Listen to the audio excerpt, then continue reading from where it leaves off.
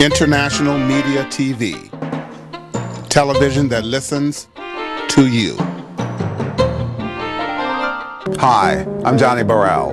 Welcome to the program.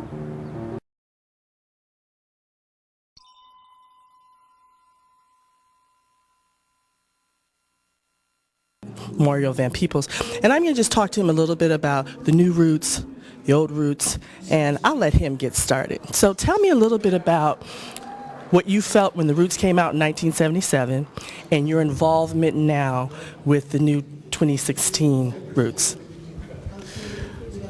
Oh, you want to hold it for me? Oh, look at this. I get service, man. This is great. Where were you when I was in high school? Okay, right? You know, or junior high, right over there at Herbert Hoover, across the water. The first Roots was seminal. I remember it, as a kid seeing it, and I had been lucky enough in that I had already gotten to travel, so my family, believed in education and travel because they just thought if you can see the world and see how other folks live, it's harder for you to otherize them and victimize them and make them the enemy when they are in fact people you know and who you associate with.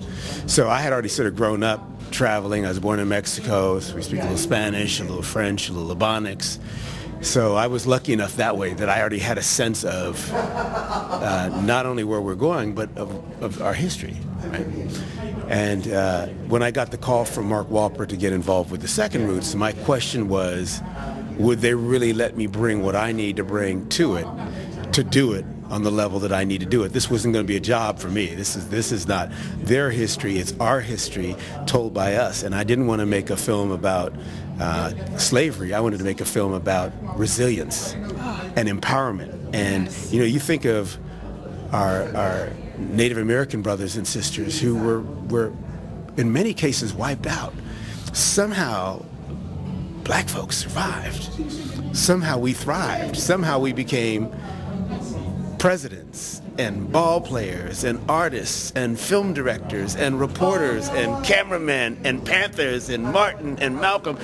Who does that? We did it. And so they may take your name, but they can't take your game. Mm-hmm. And we're in hockey too, by the way. Yeah, thank you. So on multi-levels, I thought it would be interesting to show a new generation this story of Roots again, and really update it with all the technology we have and all the information we have and all the historical accuracy we can bring to it now.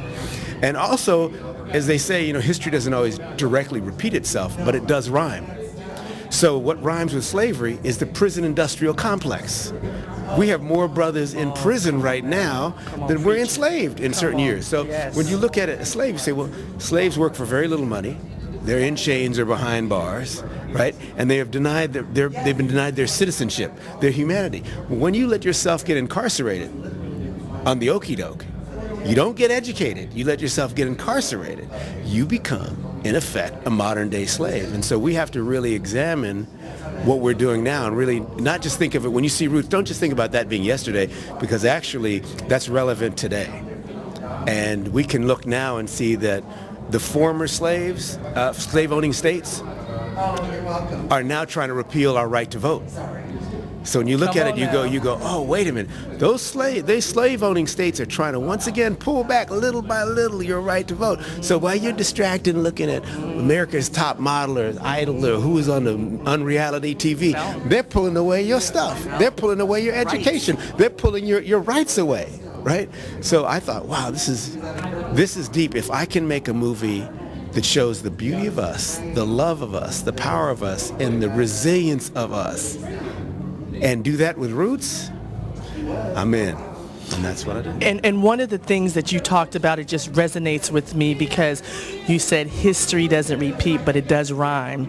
And it's so systemic, the racism and incarceration. And I will couple that with sharecropping. The difference is public housing, urban housing.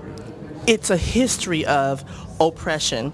I'm so happy to see bringing that to a forefront to something current, which is still something in the past. The other thing I want you to comment on is not only has history gone by, you and your mind and your directing and all the things that you've done, all the things your father taught you to do has culminated to something like this. Tell me a little bit about you and how it felt for you to be involved in what you bring to the table. Well, our besides your son. Our roots as the Van Peebles family are pretty strong. You know, we have now 3 generations of filmmakers, and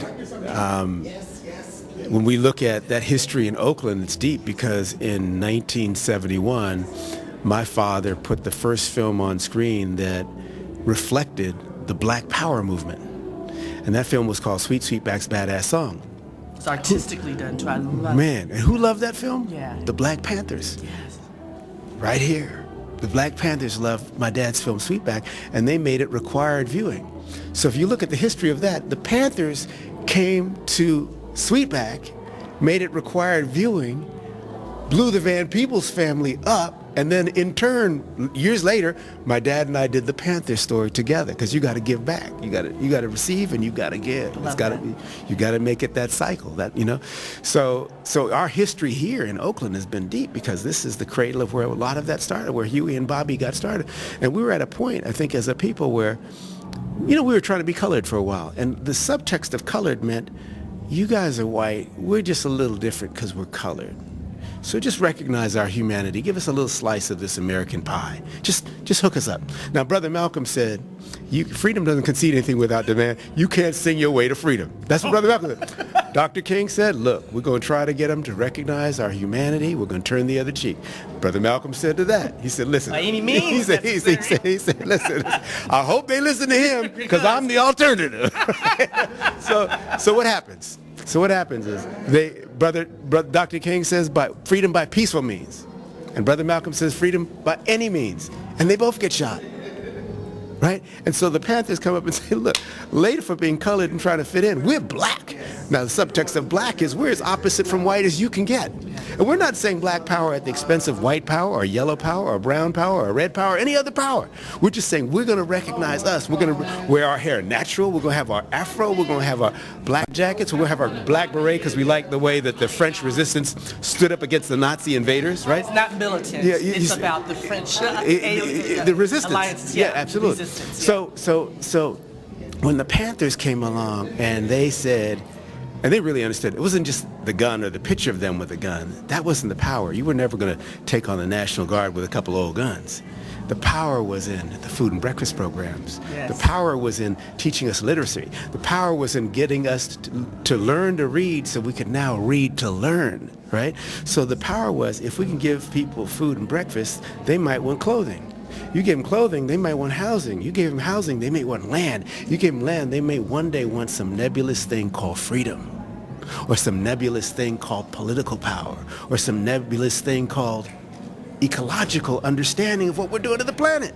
But you can't have those higher understandings if you're struggling on a hand-to-mouth, day-to-day, pay the rent, take care of my baby level. Right? So you had to have baby taken care of and yourself, your creature needs taken care of, before you could elevate and think, oh wow, if we tie our vote together, we can elect so-and-so to Congress. If we tie our vote together, we can take this other move and we can get a president. Do you know what I mean? So what I loved about our history in this town, in Oakland in particular, was my dad, and from all the way up, you know, as long as I can remember, was all about do for self. Like Malcolm said, whatever I felt passionate about, I had to take action on.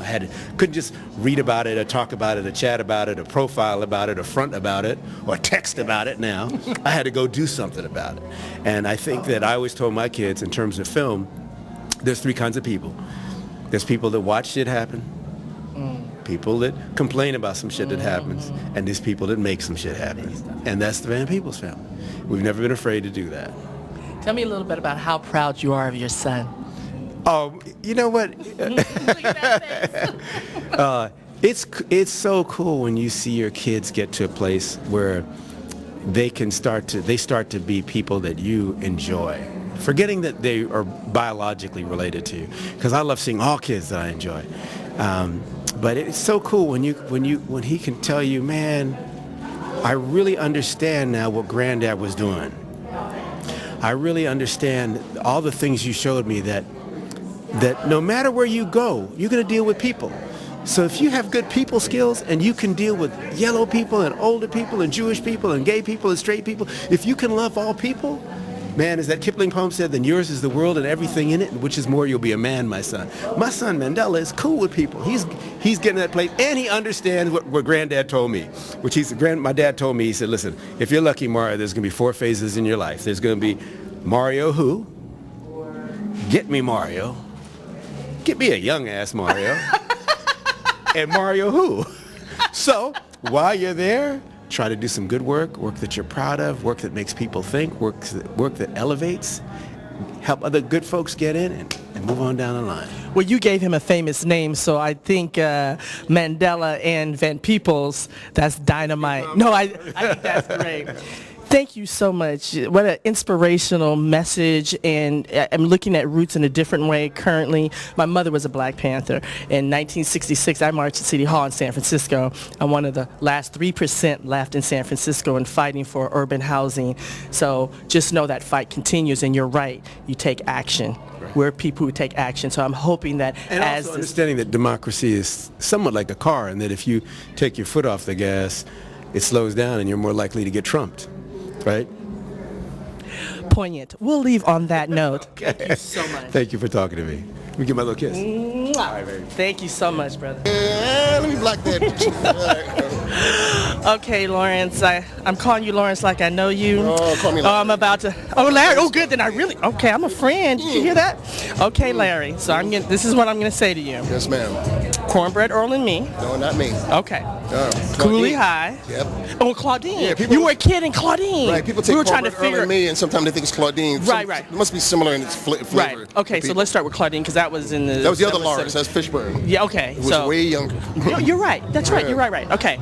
So that's Claudine. That began as... How old were you in Claudine? I was 19 and turned 20 during the movie. Oh, wow. But you look younger where I remember. I was a teenager. Yeah, got it. I was an 18-year-old, so I wasn't that far away from it then. And then Cooley High. Cooley High was right behind that. I was 21 when I did Cooley High. I just turned 21. Okay, I got a crush on you from Cooley High, I must tell you. And then, of course, Welcome Back, Carter. Yeah, and I turned 22. And this guy sitting behind us, his father, David Wolper, produced the show, who wound up producing Roots.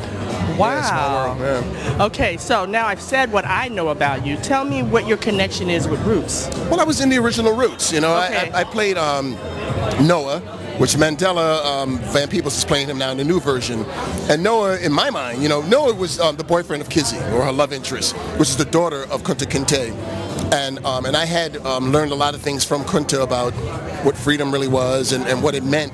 And so to me, I was ahead of my time as a guy. I was sort of like a militant or a rebel kind of a young man who knew that this wasn't working, so I need to step up. And it might cost. It might be some kind of a devastation in it, but it's worth it. And so that's who he was for me. Now, my through line is he was just a Black Panther back in the day. Back in the day. Mm-hmm. Now, what do you think about the new one coming out? What do you think in 2017?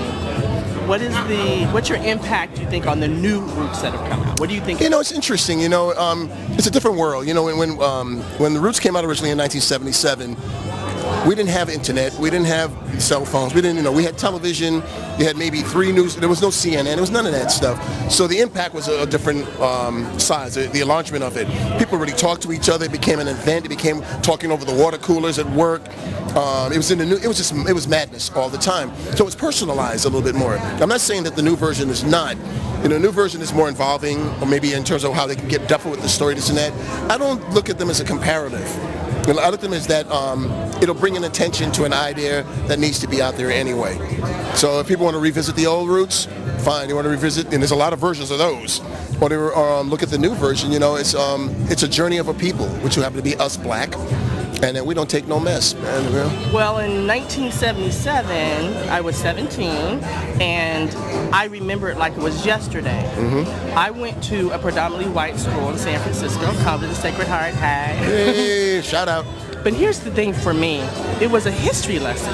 Back then, for most of my friends, our history books, and I remember this, civics, Pacific history, there was one page, and it was called the Transatlantic Slave Trade. That's all we had. So for us in 1977, it was actually a history lesson. You know something? It was history lesson, yes. It was more life lesson too, because it was just a reaffirmment of what is. You know, and a lot of times, I mean, I came up in the as a teenager. I'm 63 now, but as a kid, holding on. But as a kid, you know, civil rights and all those kind of ideas and those kind of movements, they were in your face. And I used to be part of peace marches and all that, and I knew a lot of the Black Panthers in New York where I grew up and so forth. And so this is just affirming what has to be and has to be said to me in a sense. So that's what we get out of it. It is history. We are people, but what I get through with it, not just because it's about Black people, what it is that, but not because it's just roots and it has a whole ancestral background to it. It's about the resistance of a people that you can't break, you know, and that's life, and that's a life lesson, and that's what comes off. And that's what's happening today too, with Black Lives Matter, absolutely. And just with immigrants and refugees, like you said, everybody. You look at the man. 20 years ago, you look at any news program on television, and it was all white people.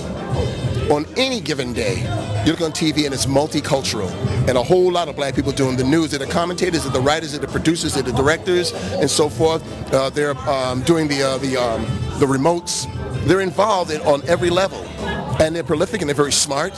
And so that's the real deal. And when like Obama came into president, I remember when he was first running 8 years back, and I saw Hillary's people, or McClain's people mostly, because it was the race that really got between them.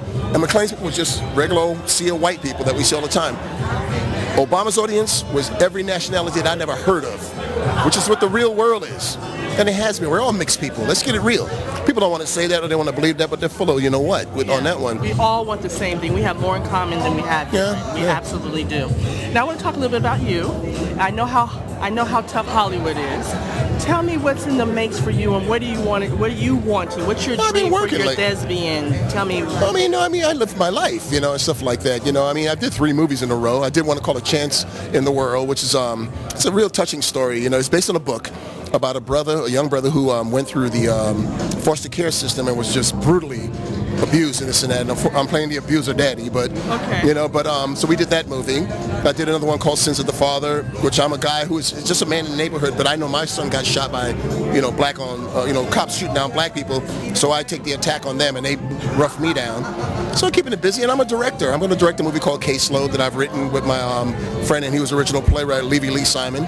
So I keep it busy with that, and I go home and I got grandbabies and all that stuff, and so doing life. So the 2 films that you just mentioned, can I get that on Netflix or? Well, they're not released yet. These are films that are forthcoming. Oh. I just happened on A Chance in the World. I just did some looping on it this week, so they're going to try to do the festival route with that, and then it'll be a feature film in the theaters. Oh, I'm eventually. So happy. Yeah, very nice. So happy to see you. You're looking appreciate great. it. Thank you. You're definitely 60s grandkids. I don't see it. That's all the look. It's real. I will make sure I keep my eye out for those 2 films. I appreciate it. And I'll tell my folks too. Thank you very much. Thank you for taking the time. You got it, darling. You got it. Bye-bye. Okay, we're here with the famous Lou Gossett.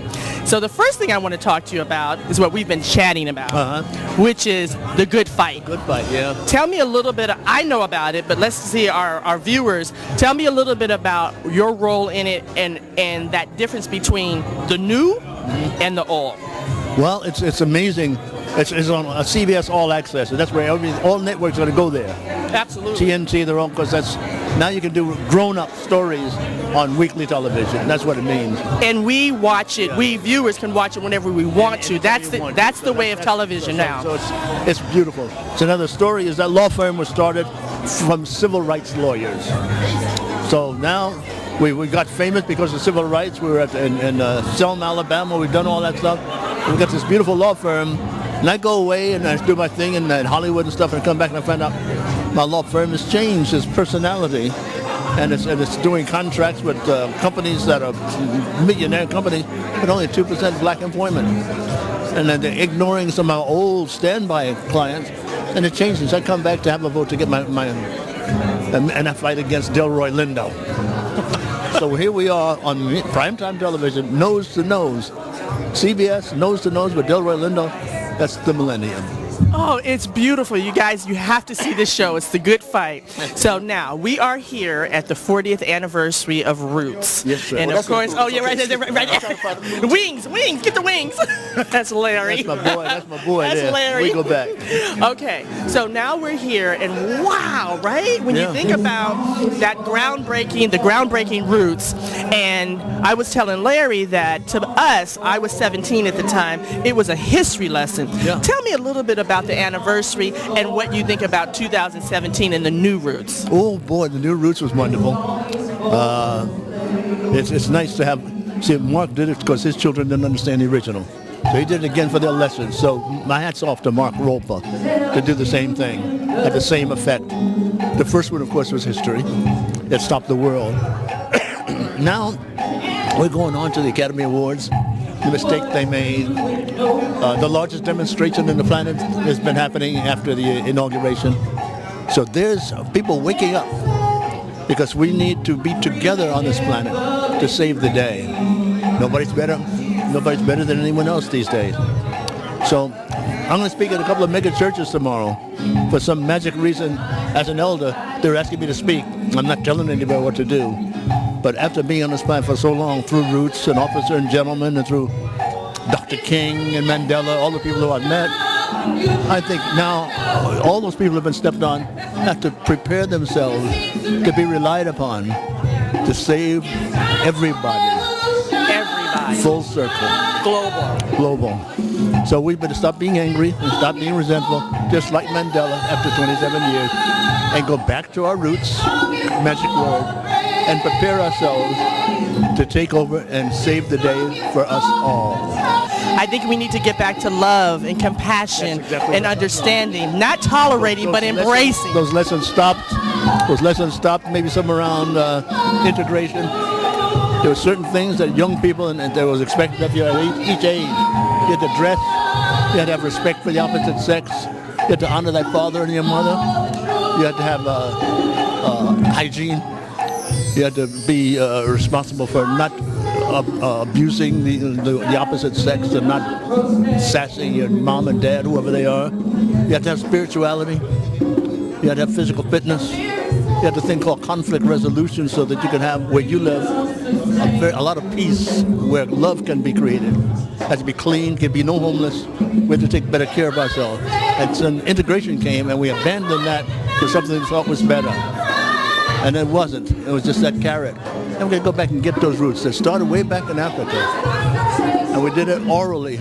My great-grandmother only told me one thing. She only lied to me one time. You know what she said? She said, this is going to hurt me more than it's going to hurt you. You understand where you're coming from. Children cannot shoot one another or sell drugs where we live. They have to listen to the elder. And there's certain things expected up to, as soon as they're born, from 3 to 4 to 5, take care of themselves and learn those lessons all the way up. That comes all the way back from Africa. Once we get there, then we're going to be relied upon to save the day for us. And I'm going to add to that, we and you as our elder and me as a senior, we also need to think about the youth and listen to the youth just like they need to listen to Absolutely. us. Yeah, absolutely. Yeah. You get what you get if the lessons stop. That's true. They're all ears. And I'll add to what you said was so profound.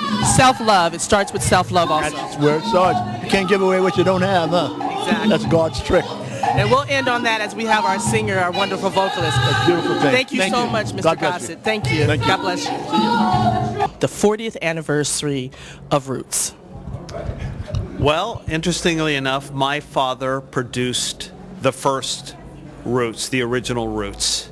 Tell me his name. David L. Wolper is his name, and he met a gentleman in Washington, D.C., who he didn't know, who was telling him about a book he was about to write about his family. And my father said, well, what are you going to call the book? He says, I think I'm going to call it Roots. And that man's name was Alex Haley, and my father made a deal with him on the spot to make a television show based on the book. And now cut to 40 years later, and I've controlled the rights to Roots all these years, and people have been asking me for many years to produce Roots again. Why not do it again? Why not do it again? And my answer always was no. I'm not going to produce Roots again. Just not going to happen. For a lot of reasons, obviously. One, I mean, how do you match you'd be an idiot to try to do it again. Second of all, in the shadow of your father, to have to do it in the shadow of your father. I mean, what son wants to carry that burden? And the political times right now, I felt like, I don't know, it's too scary to touch material like that.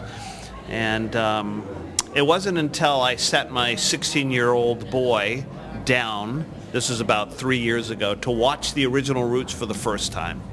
And he didn't want to watch it. It was too slow for him. He didn't understand it. He didn't recognize the actors, you know. But I forced him to watch the whole thing. And when the whole thing was over, he goes, "You know what, Dad? I understand now why Roots is important. But you know what? It's kind of like your music. It doesn't speak to my generation." And it was in that moment that I realized that's why we have to do Roots again. We have to translate it to the language of the new generations that never saw the original Roots. And so I decided to finally do it again. What's your son's name? Kyler. You know, it's really interesting. This is exactly the same thing Mario Van Peebles talked about, is bringing that current new technology, new way of viewing, a whole new way to capture another generation. So your son was already in that. So tell me about the experience of actually making it and how you felt about it, the result. Well, when you get guys like Mario, you know you're going to be okay. I mean, Mario, you know, if my intention originally was to translate it to younger generation, Mario's the oldest young guy I've ever met. Because he is like a 16-year-old. He speaks to them. He gets it. He looks like a damn 16-year-old. I know, huh? What's his secret? I don't know what his secret is. So, you know, it was getting the right team together, getting the network to agree to let us do it right, to be sure that we could portray it accurately. Because, you know, the first Roots was made 40 years ago when times were very different and TV was very different. And to be honest, the original Roots wasn't as honest. I mean, it was as honest as it could be for its time, but it's not as honest for today. So we had to have a network partner that was going to let us go full on, right? And you know, something that we haven't really talked about, but when I think about technology and I think about the internet, it's all about information. So when you touch on 40 years ago, it wasn't really honest. For that time it was, but now we have the internet, and now young people are so much smarter because they can find for themselves what they can't get in the classroom. So I know that that's also part of it, that new technology and having to be a little more honest about that.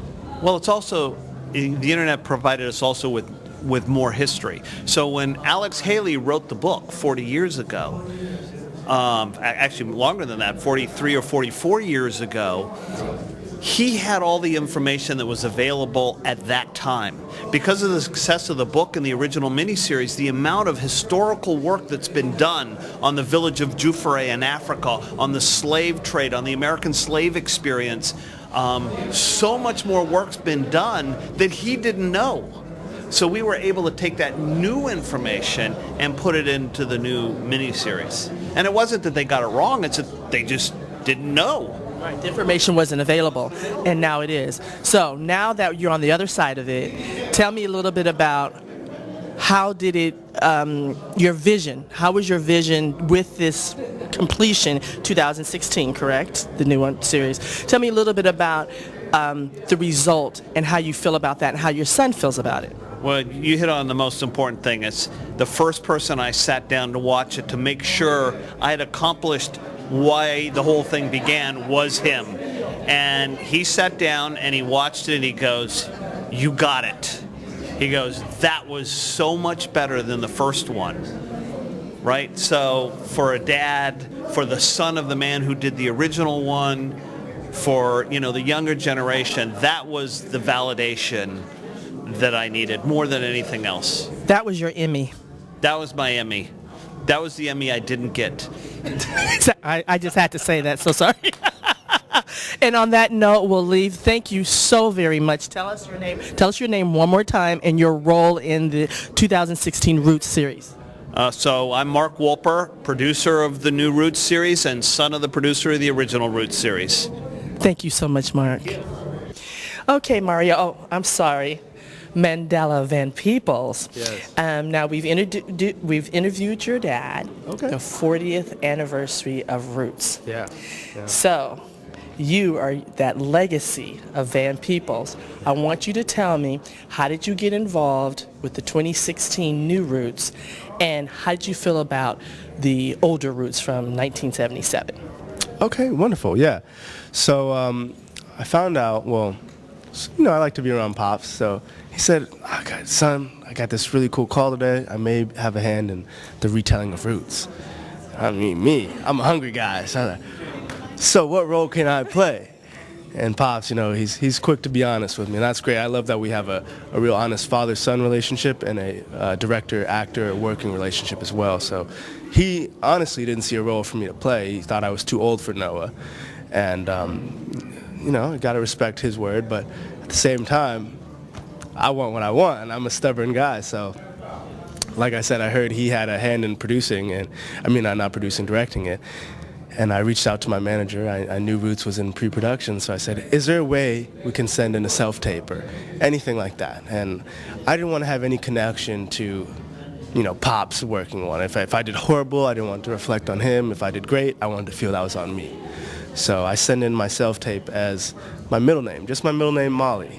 Oh. And, that was cool. And I get a call from Pops, and he says, hey, I thought I said you're too old. I see on my desk we have these two options, one Molly and one, he didn't tell me the other person's name, but he said it was narrowed down to us two, and that alone was an honor for me to just be seen in front of the producers and the people who really had a say in who could be Noah. And it turned out that the network wanted me. I don't know why, but I was just super, super excited, super humbled about it. And that moment, even before that moment, I was excited, but that moment of, wait, I'm actually in the running for this. That's such a historic piece, such a influential piece, and how it crafted and, had a hand in our society and our culture and how we view ourselves, I still see people coming up to my dad and saying, oh, this role you played in this movie changed my life. And for me, I felt that this role, Noah, would be that version for me. This would be a role I could have and really speak to people who needed it. And I just thought all the things that could be said with this role. After reading the script, it's my generation, and it's not about the old generation. Roots was an amazing thing, groundbreaking back in the day, but it needs to be retold for this whole new generation who doesn't get that. We know what Roots is, but how many people do you know who have sat and watched it all the way through, from episode 1 to episode 4? And that's what's so great about retelling is there's a whole new generation of kids who haven't heard about it. Kids who are reading in their school textbooks things that are supposed to be fact. How can you rename slavery to unpaid workers or indentured servitude? Or immigrants. Or immigrants. Things that in our school books they're renaming and they're whitewashing and taking away. How can I find a way to reach them? And this was my way through Roots. And I wanted to make it cool to get an education. I wanted to make it cool to want your freedom. And I wanted to make it cool to just have aspirations and goals. I'm all for hip-hop music and having fun and being young and all that, but I'm a believer in balance. There's both ends of the spectrum. We don't only need to glorify rap music and, new technology. Exactly, silliness. We can do that, but we can also glorify, the Obamas, the people who are behind the scenes, the people who want to say something with what they're doing. It's cool to have a great beat with just catchy lyrics, but it's also cool to have spoken word with no beat and where you really think about it. And I think Roots is a great balance of nutritional value and cinematic beauty. There are a lot of things we couldn't do with the old Roots as far as technology and production value. And this, 20 years later, however many years later, the game has changed. We have so much more access to historically correct things and so many more documents and ways to make it historically correct and believable for this new generation that needs it to be believable for us. We can't watch something and really take it in if it doesn't sit right.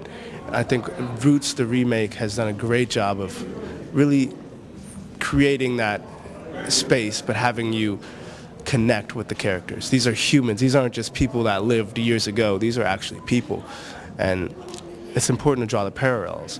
When I'm running in that last scene away and I get shot, that's Noah. Yeah, that's Noah 400 years ago, but that's also Michael Brown. That's also Mario Woods. Exactly, Trayvon Martin. That's so many things that relate this day and age. When we talk about slavery, people, yeah, hundreds of years ago, why you guys still care? But then it's the prison industrial complex, and we realize, wait, there's more people in prison today, I'm not even going to say people, more African-American people in prison today than were ever enslaved, exponentially more. And when you look at the similarities, you can't vote, you get paid very little, if anything. No freedom. No freedom. You're like, it's a wonder why people are asking the question, why retell the story? Instead of, we need this story told in 100 different ways. Not just through the guise of slavery, but through the guise of everything else, you know? And it was really humbling to be a part of this. And I'm so happy to hear you speak this way, because speaking to Lou Gossett, so I'm going to do a contrast. Lou Gossett, who was in the original one of the things he talked about is that this is a global thing. It's not just an African story. It really is a world story. We are more alike than we're different. Mm-hmm. But one thing that he said is that the younger generation needs to really listen to the elders. Yeah. We have things to say. But what I reminded him of is you guys have stuff to show us too. So it goes both ways, and it's collectively all of us. So one of the things that was a criticism from the young folks from the original roots was too slow, whatever. Which is fair. It's absolutely fair. Technology is different. Viewing is different. Our attention span is totally different. Because when you said how many people have watched it well, I was in high school when it came out, so we watched it from the first all the way through to the end, and then reran again, and we watched it again because it was history for us. Yeah. Some of the new stuff that's come out, tell me if you feel that the new 2016 Roots has encompassed that modern look, has done something to attract a younger audience to something that's relevant today, which you talked about. Another thing I will add to that is your dad also was talking about before they left out some stuff, and it wasn't because it just wasn't available. Mm-hmm. So now there's more historical fact because we have more information because of the internet. Exactly. Do you want to speak a little bit about how slow that first one was and the difference between the new one? I mean, I think with anything, you gotta have the context. And me, when I watched the first Roots, the original Roots, I already had the context of it was made in back then. In the 70s. It's all different. Yeah, it's all different. And I already was connected to the project because I not only was gonna try out for one of the roles, but it's epic. It's epic. I figured out how to watch it on my sister's Hulu account without paying for it. I was just stoked. Hey. So the whole thing I was just happy about. I'm sitting there with my younger brother, and he's a young man. So for us to watch episode 1 and immediately click on episode 2 for original Roots and watch from 1 to 4. Wow. And he's younger than me. And for him to want to watch it, that really was like, we don't get this story. This isn't something we get to see. For him to still be interested 6, 7, 8 hours in, awake, not on his phone, I was like, wow. And I'm interested. We're glued on this TV, That spoke to me. It's like, we didn't hear this story. And we're Van Peebles, If we didn't hear the story, imagine who else didn't hear the story. So for it to speak to me like that, I just knew this has the potential to outlast any other project I do, any other thing I'm a part of. This is going to really be it for the culture. And forgive me, I kind of forgot the other part of the question. No, that's okay. We're going to close for now. Okay. But the main thing I want to say is that I'm so hopeful for your generation. I mean, we're doing our thing. We're still marching in that. But you guys have the internet. Yeah. So I'm so happy to hear that you got the role and you got it on your own. I'm happy about that. You got it on your own, and you're part of something that's historic. Wonderful. So thank you so much. I appreciate your time. Yeah. And thank you, brother.